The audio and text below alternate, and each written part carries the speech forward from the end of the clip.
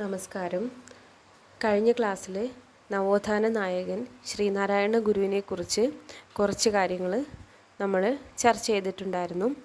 അപ്പോൾ ഇനി അതിൻ്റെ പാർട്ട് 2 ഇനി ശ്രീനാരായണ ഗുരുവിനെ കുറിച്ചുള്ള കുറച്ച് ഇമ്പോർട്ടൻ്റ് ഭാഗങ്ങളൂടെ ബാക്കിയുണ്ട്. ഈ ക്ലാസ്സിൽ നമുക്ക് ബാക്കിയൂടെ നോക്കാം. ശിവലിംഗസ്വാമികളുടെ നിർവ്യാണത്തിൽ അനുശോചിച്ച് കുമാരനാശാൻ എഴുതിയ കവിതയാണ് പറന്നുപോയ ഹംസം. പറന്നുപോയ ഹംസം എന്ന കവിത എഴുതിയത് ആരാണ്? കുമാരനാശാനാണ്. വടക്കേ മലബാറിലെ ശ്രീനാരായണ ഗുരുവിൻ്റെ ആശയങ്ങൾ പ്രചരിപ്പിക്കാൻ നേതൃത്വം നൽകിയവർ മൂർക്കോത്ത് കുമാരൻ, കൊറ്റിയത്ത് രാമുണ്ണി. ആരൊക്കെയാണ്? മൂർക്കോത്ത് കുമാരൻ, കൊറ്റിയത്ത് രാമുണ്ണി. ഇനി അടുത്തതായി ശ്രീനാരായണ ഗുരുവിൻ്റെ പ്രശസ്തമായ വചനങ്ങളാണ്. ഗുരുവിൻ്റെ വചനങ്ങൾ നോക്കാം. മതമേതായാലും മനുഷ്യൻ നന്നായാൽ മതി. വിദ്യ കൊണ്ട് പ്രബുദ്ധരാവുക, സംഘടന കൊണ്ട് ശക്തരാവുക. മദ്യം വിഷമാണ്, അതുണ്ടാക്കരുത്, കൊടുക്കരുത്, കുടിക്കരുത്. ജാതി ചോദിക്കരുത്, പറയരുത്, ചിന്തിക്കരുത്. അവനവൻ ആത്മസുഖത്തിനാചരിക്കുന്നവ അപരന് സുഖത്തിനായി വരേണം. ഇത് ആത്മോപദേശ ശതകത്തിൽ നിന്നാണ്.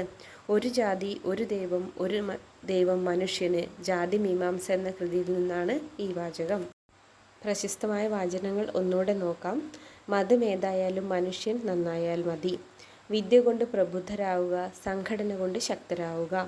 മദ്യം വിഷമാണ്, അതുണ്ടാക്കരുത്, കൊടുക്കരുത്, കുടിക്കരുത്.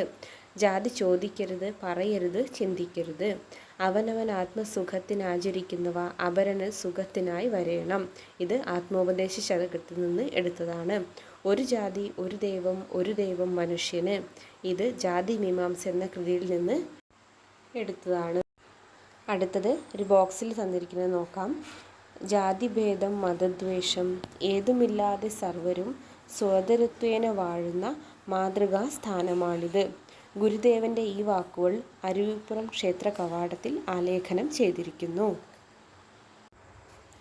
അടുത്തതായി ശ്രീനാരായണ ഗുരുവും നവോത്ഥാന നായകരും കണ്ടുമുട്ടലുകൾ. അതായത് ശ്രീനാരായണ ഗുരുവിനെ മറ്റ് നവോത്ഥാന നായകരെ കണ്ടുമുട്ടിയതിനെ കുറിച്ചാണ് താഴെ കൊടുത്തിരിക്കുന്നത്. നോക്കാം. ആദ്യമായി ശ്രീനാരായണ ഗുരു ചട്ടമ്പി സ്വാമികളെ കണ്ടുമുട്ടിയ വർഷം 1882. സ്ഥലം അണിയൂർ ക്ഷേത്രം. ശ്രീനാരായണ ഗുരു കുമാരനാശാനെ കണ്ടുമുട്ടിയ വർഷം 1891. കായിക്കര. ശ്രീനാരായണ ഗുരു ഡോക്ടർ പൽപുവിനെ കണ്ടുമുട്ടിയ വർഷം 1895. ബാംഗ്ലൂരിൽ വെച്ച്. ശ്രീനാരായണ ഗുരു അയ്യങ്കാളിയെ കണ്ടുമുട്ടിയ വർഷം 1912. ബാലരാമപുരത്ത് വെച്ച്. അടുത്തത് വാഗ്ഭടാനന്ദനെ കണ്ടുമുട്ടിയ വർഷം 1914. അദ്വൈതാശ്രമത്തിൽ വെച്ച്. ശ്രീനാരായണ ഗുരു രമണ മഹർഷിയെ കണ്ടുമുട്ടിയ വർഷം 1916. തിരുവണ്ണാമലയിൽ വെച്ച്. രവീന്ദ്രനാഥ് ടാഗോർ ശ്രീനാരായണ ഗുരുവിനെ സന്ദർശിച്ച വർഷം 1922. ശിവഗിരിയിൽ വെച്ച്. മഹാത്മാഗാന്ധി ശ്രീനാരായണ ഗുരുവിനെ സന്ദർശിച്ച വർഷം 1925. ശിവഗിരിയിൽ വെച്ച്. അപ്പോൾ കണ്ടുമുട്ടലുകൾ ഒന്നുകൂടെ നോക്കാം. ശ്രീനാരായണ ഗുരു ചട്ടമ്പി സ്വാമികളെ കണ്ടുമുട്ടിയ വർഷം 1882. അണിയൂർ ക്ഷേത്രത്തിൽ വെച്ചാണ്. ശ്രീനാരായണ ഗുരു കുമാരനാശാനെ കണ്ടുമുട്ടിയ വർഷം 1991. കായിക്കരയിൽ വെച്ചാണ്. ശ്രീനാരായണ ഗുരു ഡോക്ടർ പൽപുവിനെ കണ്ടുമുട്ടിയ വർഷം 1895. ബാംഗ്ലൂരിൽ വെച്ചാണ്. ശ്രീനാരായണ ഗുരു അയ്യങ്കാളിയെ കണ്ടുമുട്ടിയ വർഷം 1912. ബാലരാമപുരത്ത് വെച്ചാണ്. വാഗ്ഭടാനന്ദനെ കണ്ടുമുട്ടിയ വർഷം 1914. അദ്വൈതാശ്രമത്തിൽ വെച്ചാണ്. ശ്രീനാരായണ ഗുരു രമണ മഹർഷിയെ കണ്ടുമുട്ടിയ വർഷം 1916. തിരുവണ്ണാമലയിൽ വെച്ചാണ്. ശ്രീനാരായണ ഗുരു ടാഗോറിനെ കണ്ടുമുട്ടിയ വർഷം 1922. ശിവഗിരിയിൽ വെച്ചാണ്. മഹാത്മാഗാന്ധി ശ്രീനാരായണ ഗുരുവിനെ സന്ദർശിച്ച വർഷം 1925. ശിവഗിരിയിൽ വെച്ചായിരുന്നു. അടുത്തതായി നമുക്ക് ശ്രീനാരായണ ഗുരുവിനെ കുറിച്ചുള്ള സിനിമ, നോവൽ, കൃതി തുടങ്ങിയവ പരിശോധിക്കാം. ആദ്യമായി P.A. ബക്കർ സംവിധാനം ചെയ്ത ഗുരുവിനെ കുറിച്ചുള്ള ആദ്യ സിനിമയാണ് ശ്രീനാരായണ ഗുരു. അപ്പോൾ ശ്രീനാരായണ ഗുരു എന്ന സിനിമ സംവിധാനം ചെയ്തത് P.A. ബക്കർ. ഗുരു എന്ന നോവൽ രചിച്ചത് K. സുരേന്ദ്രൻ. K. സുരേന്ദ്രൻ ശ്രീനാരായണ ഗുരുവിനെ കുറിച്ച് രചിച്ച നോവലാണ് ഗുരു. ഗുരുവിൻ്റെ ദുഃഖം എന്ന കൃതി രചിച്ചത് സുകുമാർ അഴീക്കോട്. നാരായണം എന്ന നോവൽ രചിച്ചത് പെരുമ്പടവം ശ്രീധരൻ. നാരായണം, പെരുമ്പടവം ശ്രീധരൻ. ശ്രീനാരായണ ഗുരുസ്വാമി എന്ന പുസ്തകം രചിച്ചത് M.K. സാനു. ശ്രീനാരായണ ഗുരുസ്വാമി എന്ന പുസ്തകം M.K. സാനു. ശ്രീനാരായണ ഗുരുവിൻ്റെ ജീവചരിത്രം എഴുതിയ ആദ്യ വ്യക്തിയാണ് മൂർക്കോത്ത് കുമാരൻ. ശ്രീനാരായണ ഗുരുവിൻ്റെ ജീവചരിത്രം ആദ്യമായി എഴുതിയത് മൂർക്കോത്ത് കുമാരനാണ്. ബ്രഹ്മർഷി ശ്രീനാരായണ ഗുരു എന്ന കൃതി രചിച്ചത് T. ഭാസ്കരൻ. ശ്രീനാരായണ ഗുരുവിൻ്റെ ജീവിതത്തെ ആസ്പദമാക്കി ചരിത്രത്തെ അഗാധമാക്കിയ ഗുരു എന്ന കൃതി രചിച്ചത് K.P. അപ്പൻ. ശ്രീനാരായണ ഗുരുവിൻ്റെ ജീവിതത്തെ ആസ്പദമാക്കി രചിച്ച സിനിമയാണ് യുഗപുരുഷൻ.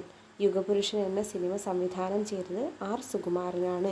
യുഗപുരുഷൻ എന്ന സിനിമയിൽ ശ്രീനാരായണ ഗുരുവായി അഭിനയിച്ച നടനാണ് തലൈവാസൽ വിജയ്.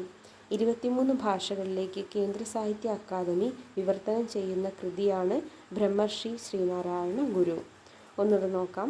P.A. ബക്കർ, ശ്രീനാരായണ ഗുരു എന്ന സിനിമ, ഗുരു എന്ന നോവൽ K. സുരേന്ദ്രൻ, ഗുരുവിൻ്റെ ദുഃഖം എന്ന കൃതി സുകുമാർ അഴീക്കോട്, നാരായണം എന്ന നോവൽ പെരുമ്പടവം ശ്രീധരൻ, ശ്രീനാരായണ ഗുരുസ്വാമി എന്ന പുസ്തകം M.K. സാനു, ശ്രീനാരായണ ഗുരുവിൻ്റെ ജീവചരിത്രം ആദ്യമായി എഴുതിയ വ്യക്തി മൂർക്കോത്ത് കുമാരൻ, ബ്രഹ്മർഷി ശ്രീനാരായണ ഗുരു എന്ന കൃതി T. ഭാസ്കരൻ, ശ്രീനാരായണ ഗുരുവിൻ്റെ ജീവിതത്തെ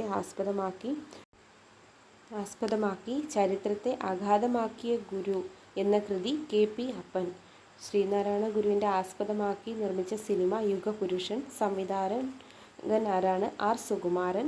ഗുരുവായി അഭിനയിച്ചത് തലൈവാസൽ വിജയ്. 23 ഇന്ത്യൻ ഭാഷകളിലേക്ക് കേന്ദ്ര സാഹിത്യ അക്കാദമി വിവർത്തനം ചെയ്യുന്ന കൃതിയാണ് ബ്രഹ്മർഷി ശ്രീനാരായണ ഗുരു എന്നത്. അടുത്തതായി പ്രഥമ Sreenarayana Guru global circular award ജേതാവാണ് Shashi Tharoor. International centre for Sreenarayana Guru studies സ്ഥിതി ചെയ്യുന്നത് നവി മുംബൈ, മഹാരാഷ്ട്ര.